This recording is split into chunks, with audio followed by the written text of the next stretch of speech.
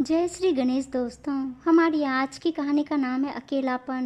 कहानी अच्छी लगे तो प्लीज़ चैनल को सब्सक्राइब कर लीजिएगा। अब शुरू करते हैं कहानी।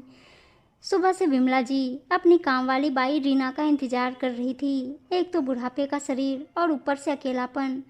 विमला जी के लिए समय काटना जैसे पहाड़ हो जाता था।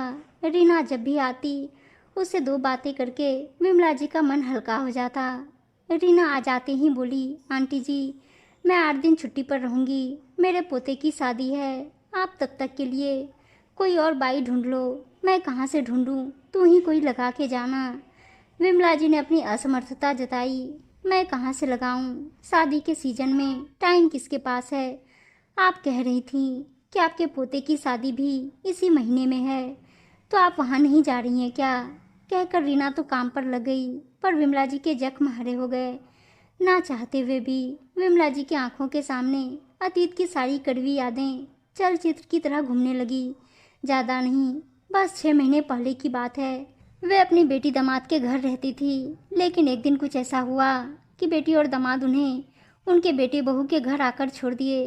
बेटी के घर भी आखिर वे कब तक रहती? आए दिन उन्हें लेकर बेटी के घर में तनाव की स्थिति बन जाती। दामाद जी अक्सर उनकी बेटी को सुनाते, तुम्हारी माँ को एक बेटा भी तो है ना, फिर वे हमेशा यहाँ क्यों पड़ी रहती हैं? मुझे भी तो अपने माँ बाप को देखना है। विमला जी नहीं चाहती थी कि उनके कारण उनकी बेटी की गृहस्थी पर कोई असर पड़े, इसलिए उन्होंने अपने बेटे बहू के घर रहने का फैसला किया। जैसे ही विमला जी अपने बेटे के घर में कदम रखा, बहू के तलखी भरे स्वर उनके कानों में पड़े। क्यों? बेटी के घर गुजारा नहीं हुआ।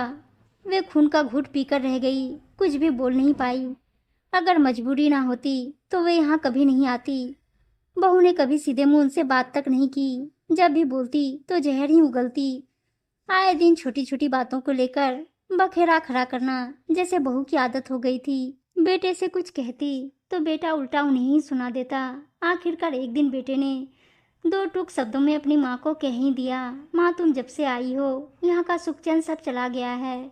मैं अपना काम करूं या तुम दोनों के झगड़े निपटाऊं? ऐसा करो माँ, तुम गांव चली जाओ, मैं बीच बीच में आकर तुम्हें देख जाया करूंगा।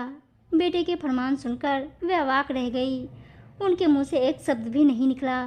दूसरे ही दिन वे अपना बोरिया बिस्तर बांधकर अपने गांव आ गई। पोते की शादी की खबर भी उन्हें रिश्तेदारों के द्वारा ही मिली। विमला जी अपने ख्यालों में इस कदर खोई हुई थी कि उन्हें पता ही नहीं चला कि रीनाबाई कब काम करके चली गई। बाहर दूध वाले ने आवाज़ लगाई तो उनकी तंद्रा भंग हुई। उन्होंने भारी मन से दूध लिया और गैस पर रख दिया। मन ही मन वे अपनी तुलना रीना बाई से करने लगी। मुझसे अच्छी स्थिति में तो रीना बाई है, भले ही उसे 4 जगह चाकरी करनी पड़ रही हो, पर अपनों का साथ तो है उसे, और एक मैं हूँ। भरा पूरा परिवार होने के बाद भी अकेले जीवन काटने पर विवश हूँ। वह तो शुक्र है कि फैमिली पेंशन मिल रही है, नहीं तो जिंदगी और दुभर हो जाती मेरी। तभी दूध उबलकर गिरने लगा तो विमला जी वर्तमान में लौट आई। उन्होंने तुरंत गैस बंद किया और खाना बनाने की तैयारी करने लगी। उम्मीद है दोस्तों कहानी अच्छी लगी होगी, और अच्छी अच्छी कहानियाँ सुनने के लिए चैनल को सब्सक्राइब और वीडियो को लाइक शेयर जरूर कर दीजिएगा। धन्यवाद दोस्तों।